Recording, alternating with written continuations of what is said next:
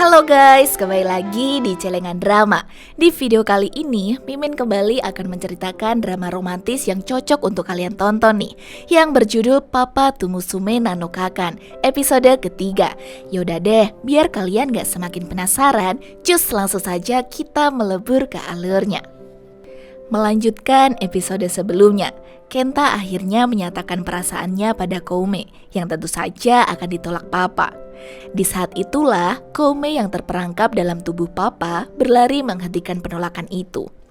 Hal ini membuat Kenta menjadi bingung karena ayah calon pacarnya tiba-tiba saja bersikap sangat manis dan meminta Kenta menunggu Koume untuk meyakinkan perasaannya. Sepulang dari kencan bersama Kenta, Koume langsung ngambek karena merasa Papa sudah mengacaukan segalanya. Ia takut jika nanti Kenta justru akan menolaknya. Saat itu terjadi, Koume tidak mau berbicara dengan Papa lagi, sampai membuat Papa merasa sedih. Namun sesaat kemudian, Koume menyadari Papa sudah berusaha melakukan yang terbaik. Ia pun berterima kasih. Ucapan itu rupanya sudah lama tidak didengar Papa dari anaknya yang menjauh. Baru saja ia terbawa suasana, Koume lebih dulu mengubah mood dengan membanting buku-buku pelajaran.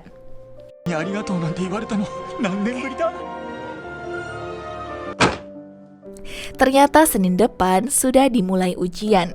Awalnya Papa mengira pelajaran anak sekolah pasti mudah. Tapi Papa dalam masalah saat tidak bisa mencerna apa-apa. Sedangkan sebagai ayah Koume, tentu saja ia tidak ingin nilai anaknya jelek. Di sisi lain, Koume mulai memahami kerja kantoran.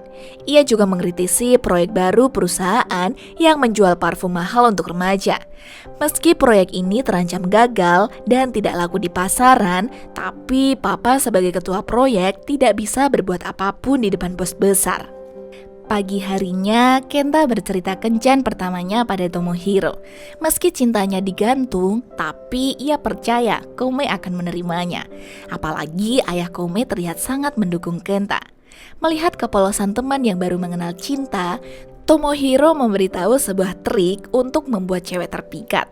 Sementara itu, Papa terkejut saat Ritsuko dengan heboh membicarakan soal kencannya dengan Kenta. Ternyata Koume bercerita melalui chat tanpa sepengetahuan Papa. Kemudian di jalan menuju kelas, Ritsuko tampak buru-buru meninggalkan Papa duluan. Rupanya ada Kenta di sana.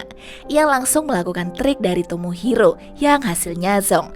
Alih-alih terpikat, Papa kini justru pusing 7 keliling menghadapi ujian di depan mata. Ujian geografi akhirnya selesai.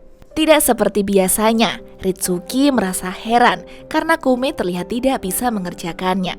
Padahal ia pandai geografi. Ya tentu saja berbeda karena ini bukan Koume asli, melainkan Papa. Ritsuki akhirnya berinisiatif mengajak Koume belajar kelompok di rumah Koume bersama Kenta juga. Langsung saja Papa menghubungi Koume untuk meneruskan ide ini. Awalnya Papa menentang keras, tapi Koume menyalahkan Papa yang tidak bisa menjawab soal ujian. Akhirnya Papa mau belajar bersama Ritsuki dan Kenta. Kabar itu rupanya malah membuat Koume kepikiran, sampai ia tidak memperhatikan pembahasan materi untuk rapat dewan. Akan tetapi, diam-diam tanpa sepengetahuan mereka, Ritsuki dan Tomohiro ternyata bekerja sama untuk menjebak Koume dan Kenta belajar berdua di kamar Koume.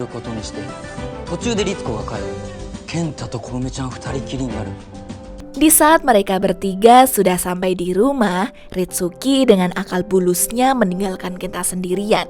Karena ia sudah terlanjur mempunyai janji dengan Tomohiro. Dengan terpaksa, Papa menerima Kenta di kamar anaknya dan berduaan dengannya yang terperangkap di tubuh anaknya juga. Duh, jadi makin ribet gini ya. Namun, tidak lama kemudian, Koume mengejutkan Papa karena ia pulang lebih awal dari jam kantor. Ternyata demi melihat pujaan hati, Koume meninggalkan kantor yang membuat Papa merasa kesal. Tidak hanya itu saja, Koume berusaha menyelinap agar bisa bergabung dengan Papa dan Kenta.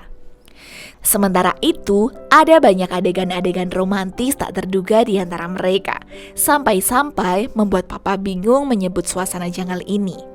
Dan puncaknya saat papa tidak sengaja menjatuhkan cangkir yang membuat Kenta ingin membantunya, tapi malah dalam posisi ambigu. Pikiran papa sudah mengembara, tapi untungnya saja Koume dan ibunya datang di saat yang tepat. Selepas belajar matematika bersama, papa mengantar Kenta sampai depan rumah, sedangkan Koume mengintip dari balik jendela.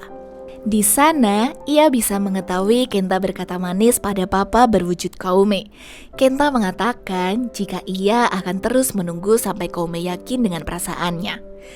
Malam harinya, Koume tertangkap sedang guling-gulingan kegirangan setelah terus memikirkan kata-kata Kenta. Meski begitu, ia tetap merasa kesal karena harusnya ia mendengar itu sendiri dari Kenta. Kini, Koume dihadapkan dengan pilihan dilematis. Koume sangat menyukai Kenta dari SMP. Ia takut jika nanti harus menunggu ia kembali ke tubuhnya. Rasa suka Kenta padanya sudah memudar. Namun jika ia menerima cintanya sekarang, ini tidak lebih dari Kenta berpacaran dengan papa. Sejujurnya papa pun merasa bingung, masa ia berpacaran dengan gebetan anaknya. Untuk meredakan kegelisahan Koume, papa pun mengajak Koume untuk memikirkan caranya agar jiwa mereka bisa segera kembali ke tubuh masing-masing.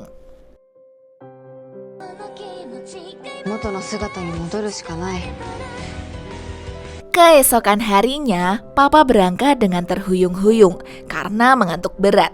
Rupanya, papa belajar semalam suntuk agar nilai Koume tidak jelek setelah ujian kemarin yang tidak bisa ia kerjakan. Di saat itu, tiba-tiba saja Kenta menghampirinya dan bercerita tentang jimat dari neneknya. Saat mendengarnya, papa langsung antusias untuk mendapatkan jimat itu dengan berdoa kepada dewa atau syarat-syarat lainnya. Akan tetapi, ia malah dikejutkan dengan Kenta mendekatinya, lalu memegang bahunya dengan tatapan sulit diartikan. Apa yang selanjutnya terjadi? Temukan kelanjutan di episode berikutnya. Arigato!